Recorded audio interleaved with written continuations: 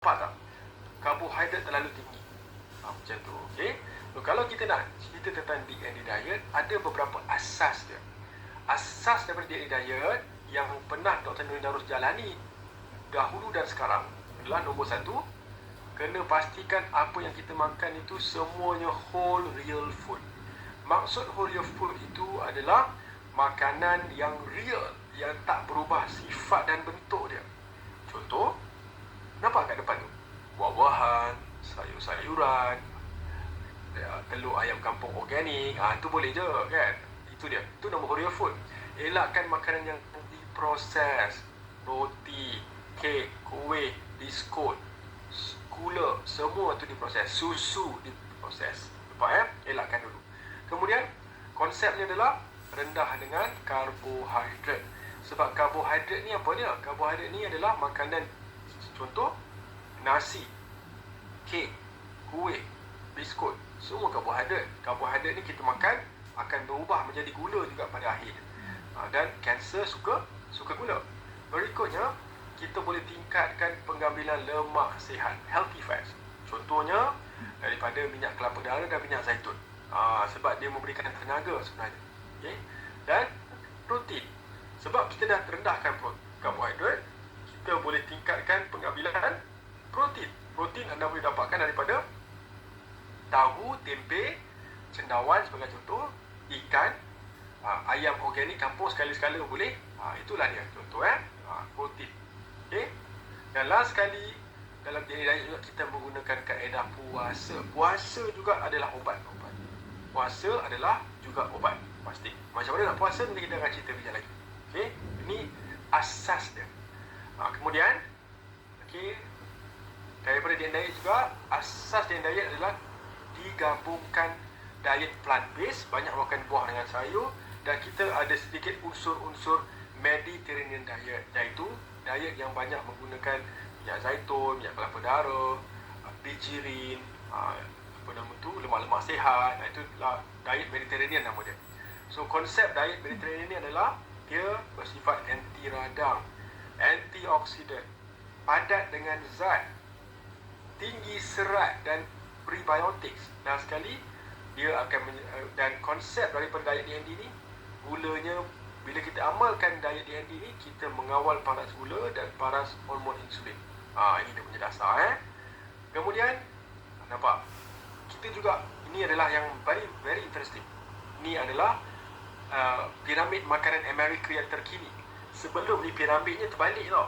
Sekarang dia dah terbalikkan piramid tu, inverted pyramid pula. Ini yang baru dikeluarkan, very interesting. Okey, sekarang saya nak cerita dengan anda semua. Ini adalah ada kalori-kalori makanan-makanan yang biasa kita makan setiap hari. Okey, anda cuba bayangkan, kalau kita nak kawal kanser, kita kena pastikan kita kawal makan. Sebab badan kita ni ada keperluan kalori yang tertentu. Contoh, wanita memerlukan lebih kurang 2,000, lelaki 2,500 kalori. Kalori ni tenaga yang diperlukan. Anda bayangkan, kalau makan makanan Malaysia ni, nampak tak? Mi kari, satu mangkuk tu 530 kalori, tuan. Jadi kalau wanita makan mi kari, kan, dia punya keperluannya 2,000 je.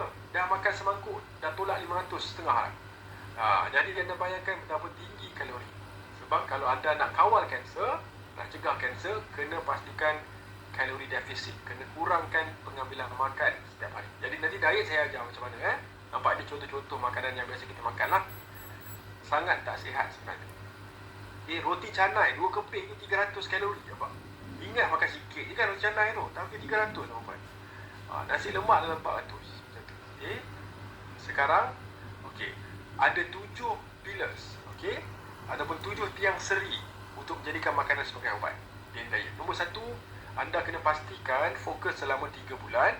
Dan dalam waktu 3 bulan tu, 6 hari anda kena zero sugar. Bermaksud, kalau boleh jangan makan gula langsung, tuan-tuan. 6 hari dalam seminggu. Sehari nak makan sikit tak apa. Macam tu. Nombor 2, tiang seri nombor 2, diet yang anda nak amalkan perlulah rendah dengan karbohidrat, low carbs. Bermaksud nasi kena kurang, kuih, biskut, gandum semua tu cuba elak atau kurang. Konsep dia pantang atau kurang. eliminate atau limit. Kemudian kurangkan makan.